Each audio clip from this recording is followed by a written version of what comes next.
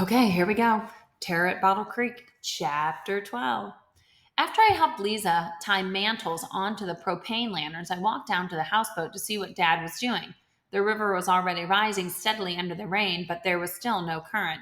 The wind gusted across the flatly muddy surface with sweeps from a giant broom, and the houseboat creaked and twitched. Catfoot stood on the porch watching me. Hey, Dad called. I turned to see him standing uphill next to the big water oak. Go get those ropes out of the bow.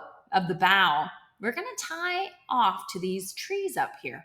We spent most of the afternoon slipping in the mud and ducking into the wind and rain, using the heavy 1-inch ropes to tie the bow and stern to two water oaks about 20 feet up the riverbank.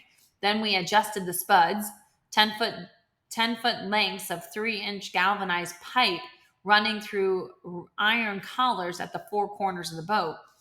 They hung like skinny legs into the mud to stabilize the platform.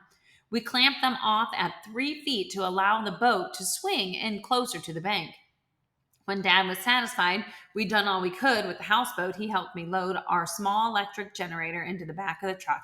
It wasn't as big as the Stavals, and wouldn't power much, but we could use it for a backup. We hauled it uphill, lugged it into the garage, and we set it beside Mrs. Stavall's car. Go shut off the water to the bait shop, he told me. If those pipes break, we don't want water spewing everywhere. And go around the back to the shed and flip those breakers to shut down the power at the stalls so we don't have broken power lines lying hot.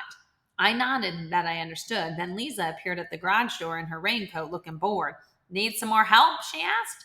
Dad started towards the truck. Find all the extension cords you can and put them out here by the generator, he said. Okay, she said.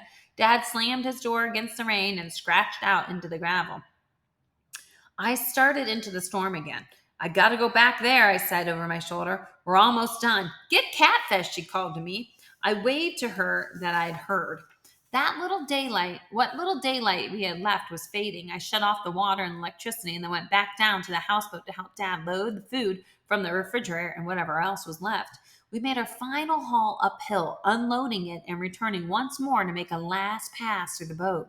Dad stood in the middle of the kitchen floor, studying the empty space. After a moment, he flipped a switch and turned on the battery powered porch lights. Guess that's all we'll do, he said. We'll leave these AC lights on so we can watch it. I'll unplug the shore power and drag the line uphill a little ways. It looks strange with just about everything out except the furniture and appliances. I saw Catfish relaxing on the sofa, muddy and wet and unconcerned. Get him up to the house, Dad said. I'm going to go see if I can find some ice somewhere. You don't think everybody's closed by now? I looked out the window and I eyed the river through the rain like it might have an answer. After a second, he turned and he started for the door. I don't know, he said. We'll see. I watched Dad walk away and I looked down at Catfish. Come on, boy, I said. Time to get out of here. He acted as though he didn't hear me, but I saw his ear twitch. I glanced about until I saw a rope hanging on the wall. I got it and tied it on the end of his collar, and I made a loop for my wrist on the other end. You're not going to like this, I said, but you can't stay here tonight. I tugged the rope and he looked at me stubbornly. This houseboat was his home as much as mine, and he hadn't slept anywhere else in years. It's for your own good, I said. Come on. I tugged the leash again, and he dropped off the sofa and he came to me. I pulled him onto the deck and closed the door.